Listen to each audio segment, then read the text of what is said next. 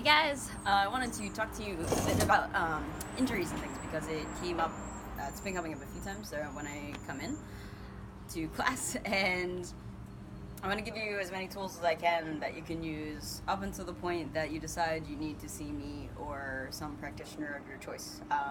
I personally use massage, acupuncture, of my colleagues, consultations, things like that. So I definitely recommend utilizing other people's skills to get somewhere. And remember that even if it wasn't great for you the first time, I'm sorry, there's other people in the world. And I like to use the analogy of like, it sucks, but like if I had a bad experience at a restaurant, I would probably still try other restaurants.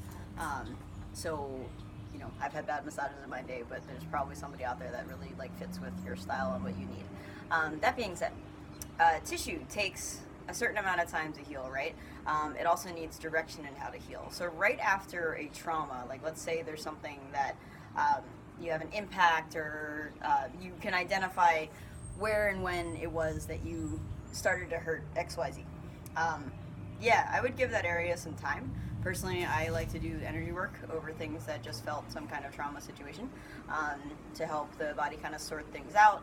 Shaking is something that can be recommended.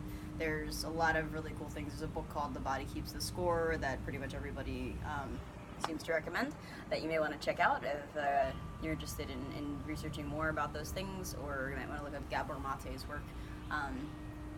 Yeah, there's a book called Hungry Ghosts and some other things that we can get through.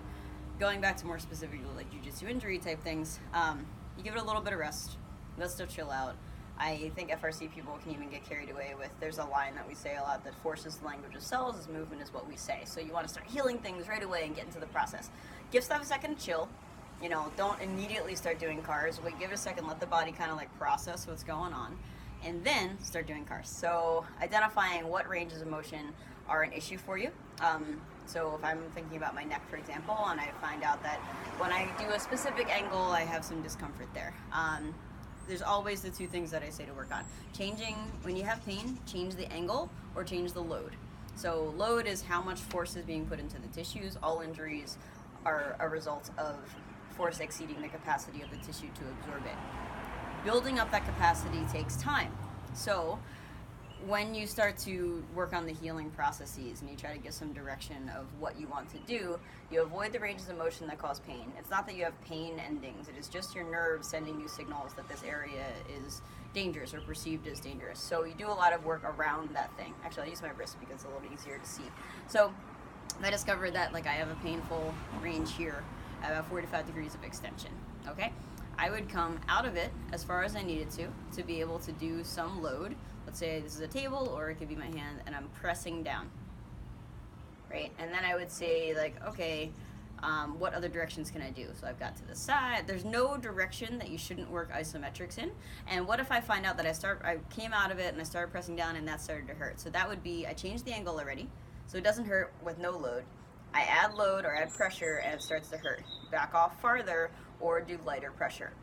Right, so you may be doing just these like baby whisper kind of breaths until you build up enough. There's no like, I don't know how long it's going to take. It's going to take as long as it takes. And you do force inputs at low load and watch for it to expand further and further. So you're looking for what kind of things are improvement measures would be, I was at 45 degrees, now it still hurts, but it's at 50 degrees. Or now it still hurts, but only when I apply load to it. Things along those lines. Okay, so figuring out and identifying how the injury is manifesting itself can help you determine whether or not you're making progress.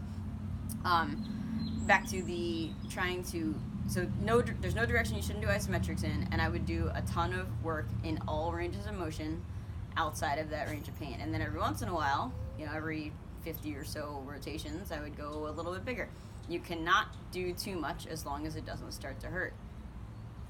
All right, so like, it's one of the saying, quit your job and just do that all day, right? So you're giving better and better information into the tissue, you're strengthening it, you're giving the fibroblast cells information about how you want tissue laid down, and you're encouraging the nervous system to feel safer and safer in that range. If you keep pushing through the ranges of motion that hurt or feel uncomfortable, as you get better knowledge of yourself and your body's relationship, maybe I'd say like, okay, let's venture into a 3 out of 10, but most people haven't really been having these conversations with their bodies on a regular basis, and so that's why I'd say to back off of it. Now, if you have a lifestyle or a job that outside of class you are not moving at all, and you're not doing your cars, you're not doing these things, your tissue is going to be even more susceptible to something going wrong when you come into class, because it goes from 0 to 100 real fast. Okay, so it's not going into it's not gradually ramping up. You're having like all of your activity is focused in one area. So do stuff throughout your day. It is seriously healthier for you. Your brain will function better. You'll work better at work if you integrate more emotion into the thing. And you have to accept a certain degree of, there is nothing natural about sitting at a desk and being like this all day, maybe with your wrist at a funky angle. Okay, so taking as many breaks as you can, figuring out alternatives like text-to-speech, things along those lines.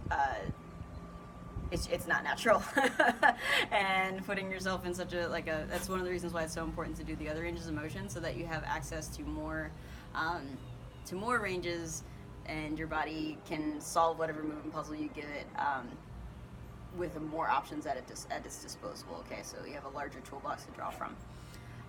That's also why I want you doing daily cars for all of your joints, and not just like, if my wrist hurts, I'm not only going to do a lot extra on my wrist, but I'm not only going to do my wrist because it's attached to a lot of other things, and that may not even be the issue. It may be the wrist is overtired because it's doing more work for the elbow or for the shoulder or something along those lines. You're jamming it into positions. When you're choosing your exercises, if you're doing exercises outside of the gym or in the gym, I'm always preaching about, like, make sure your body can make the shape before you actually go into the thing. So in the case of the classic wrist extension example, if I can't go to 90 degrees of wrist extension, then doing a push-up from here is going to jam it into a place that it might not own, that it doesn't own, and something is going to take that force. Either the joint itself is not going to be able to absorb the force as well because you have no control in the range that you're jamming it into, or if it actually can't make the shape at all, if it's a blunt thing, something up the chain is going to make an issue for it. It's also why, like, lower joints like ankles and feet mobility are really important.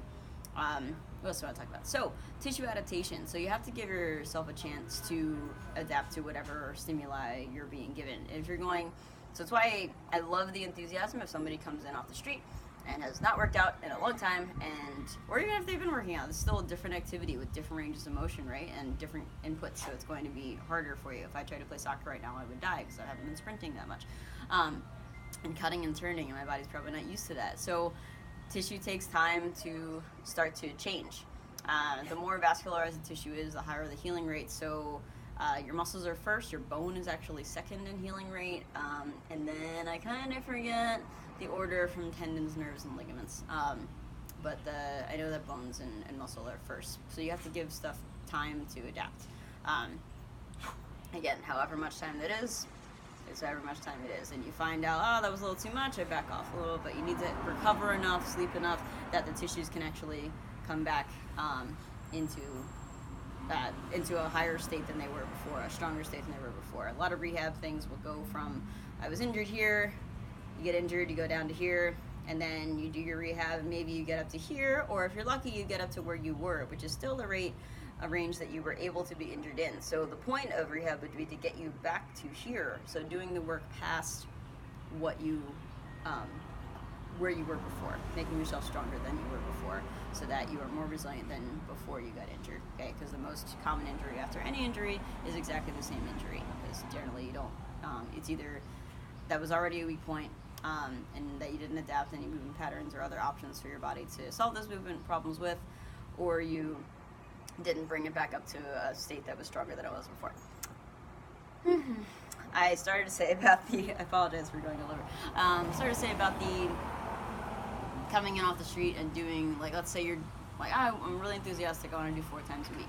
I don't always think that's a great idea. I love the enthusiasm, but if you want to have a prolonged time in the sport, or any of the sports that we do at Elevate, you want to give your tissue time to adapt to your new stimuli.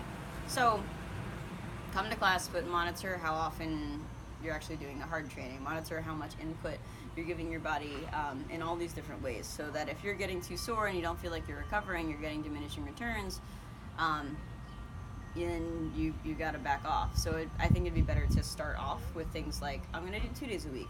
Then I'm going to do 2 days a week where I train most of the trains, and then every single train, and ramping it up in different ways like that. You can come to class and just do bag work. You can come to class and do bag work plus the next thing. I'm not sure how the striking classes are structured quite as much. All right, this is getting about to 10 minutes, but remember, change the load, change the angle. Give your body time to adapt. Do lots of things that... There's a truck going by.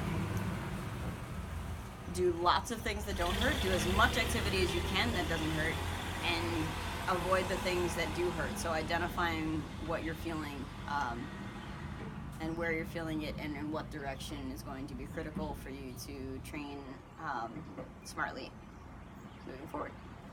If you have any questions, let me know. Like I said, and if staying out of pain, doing a lot of stuff that doesn't involve pain, doing isometrics, doing self-massage outside of those painful ranges isn't helping, or you don't want to do it and you want help figuring that out, you can always come to me and get a session, right?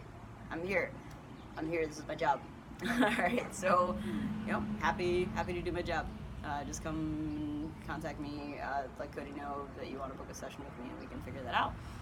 Or I know Cody knows plenty of other people in the area that you can always contact as well that may be able to help you. So, I hope you guys are doing great. And thank you for listening to my prattling, and I'll talk soon.